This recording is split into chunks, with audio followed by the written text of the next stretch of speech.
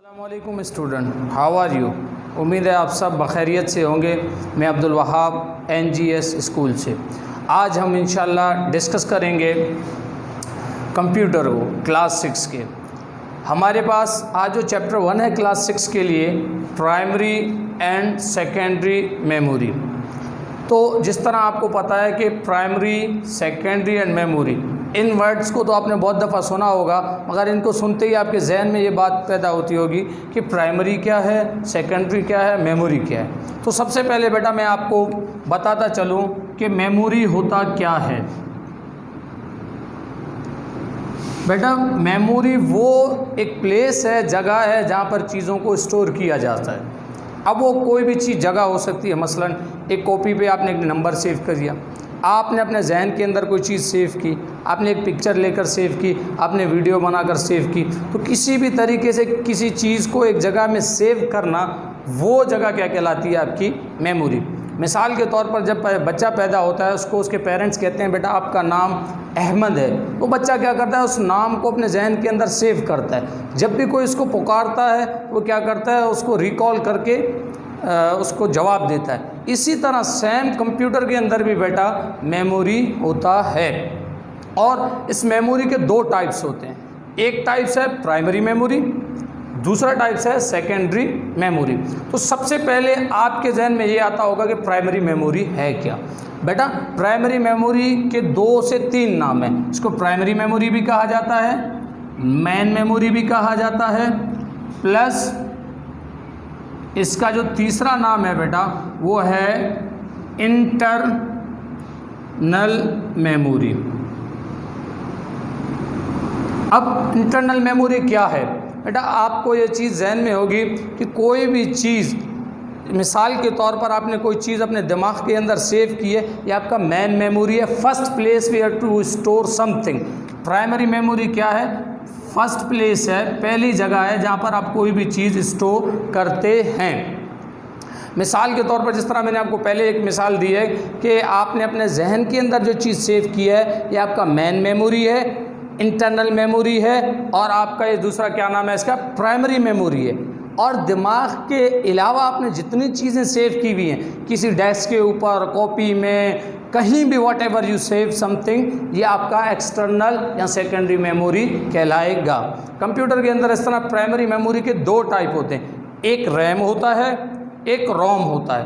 बेटा रैम हम किसको कहते हैं? RAM stand for random access memory. दूसरा आपके पास है रोम। रोम किसको कहते हैं? Read only memory. आपने जिस तरह देखा है RAM random access memory, ROM read only memory. अब कंप्यूटर के अंदर ये दोनों प्राइमरी मेमोरी के जो टाइप्स हैं, ये क्या काम करते हैं? आप कोई भी चीज़ बेटा कंप्यूटर के अंदर लिखते हैं, कोई भी चीज़, whatever you have written on the computer, वो आपका क्या होता है? रैंडम एक्सेस मेमोरी उसको एक्सेस कर रहा होता है। मगर जैसे ही आपका कंप्यूटर स्विच ऑफ होता है, तो जितनी चीज़ें आपने लिखी हुई होती हैं वो सब के सब लॉस हो जाती हैं। तो आप जब कंप्यूटर में कोई चीज़ लिखते हैं, लिखने के बाद उसको एक जगह चाहिए जहाँ उसको आप सेव कर सकें। तो वो जगह जहाँ पर आप चीज़ों को सेव करते हैं, उस मेमोरी को कहा जाता है रीड ओनली मेमोरी।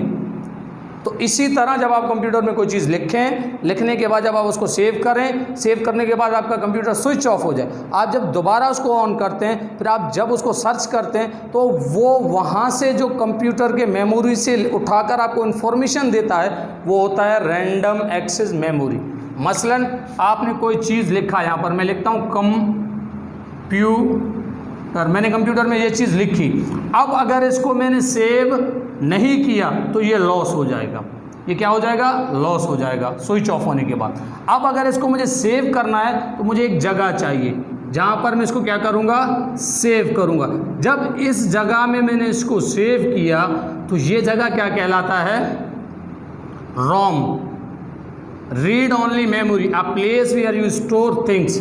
ये क्या है? आपके कंप्यूटर के अंदर मुख्तलिफ रोम्स आते हैं। आपके उसके अंदर, मोबाइल के अंदर मसलन 64 GB आता है, 128 GB भी आता है, 256 भी आता है। डिफरेंट मोबाइल में डिफरेंट ये रोम होते हैं। अब आपने उसमें सेव किया, आपका कंप्यूटर स्विच ऑफ हो गया, अब आपने दोबारा ऑन किया, अब आपको वो चीज़ रिक्वायर है, तो आप क्या करेंगे, जब उसको सर्च करेंगे, लिखेंगे कंप्यूटर, तो जो चीज़ आपने यहाँ सेव की, यहाँ से उसको लाकर जो आपको सामने पेश करेगा, ये क्या है, रैम।